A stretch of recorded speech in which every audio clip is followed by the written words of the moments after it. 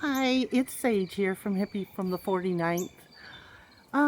Today is 9/11, so it's a day to reflect, and I know it's a day I'll never forget, as many of you as well. Yesterday was also a tragic day for the United States.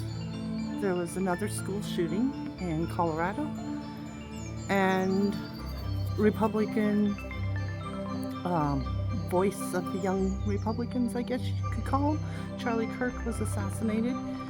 There's been a lot of stuff on the internet, people celebrating this. It's not good. I didn't agree with anything he said or his views on anything. But, you know, that doesn't take away from the fact that this was a young man who had a wife and small children, and gun violence is never okay, no matter who it is or what the circumstances. I just wanted to say that. That was an awful intro to this video. I apologize. I didn't have my mic with me nor a script. This is my third video on my new channel, and you may hear me stumble over my words from time to time. It's simply because I can't read my own handwriting. Okay. Now, I want to pause and acknowledge the anniversary of 9/11. Here in Canada, we haven't forgotten. While much of the US conversation has shifted, we remember the thousands of people who were diverted here when US airspace was shut down. Entire towns from Gander to Halifax opened their communities to take care of stranded passengers in the middle of such a horrific day. I remember being sent home from work and glued to the television for hours, just stunned. Canada carried part of that burden, not because we had to, but because it was the right thing to do. And it's important that we don't let that role or the human compassion behind it fade into history. This picture you're looking at is a piece of an I-beam from the Twin Towers. On display in our firehouse here in Ontario, it serves as a memorial to all those who lost their lives that day.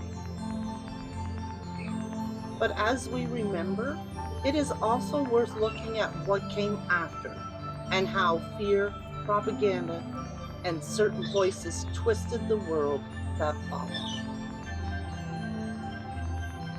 Today, I'm speaking not as a partisan, not as a conservative, liberal, or anything in between. I am speaking as a human being. I can't believe how much hatred Charlie Kirk's death has sparked. There are people celebrating, which is disgusting. There are people trying to score political points, also disgusting.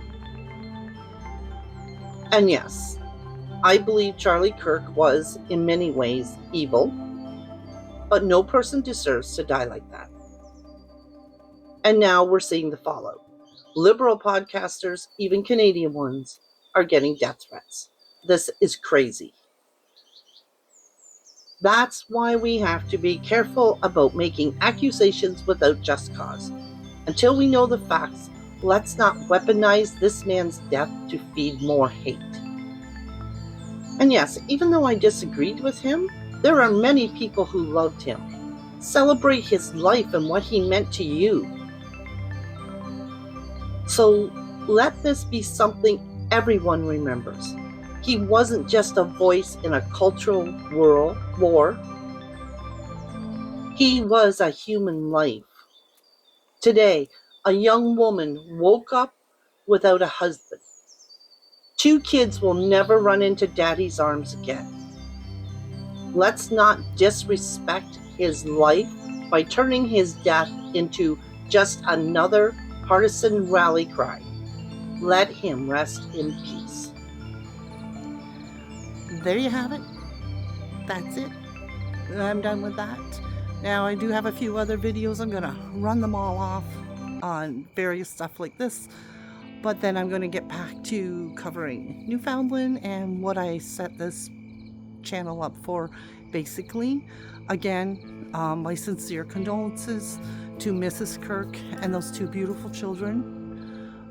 It's never easy to lose somebody you love, and I watch a lot of liberal podcasters from the United States, young people who are doing basically what Charlie was doing, but on the other side. And I watched them in tears yesterday because of Charlie's death. So not all liberals are bad. And I don't think any of the liberals are bad. But that being said, with everything the Republicans are saying at the White House, I just want to say that. So until next time, stay cool and stay groovy. Peace and love.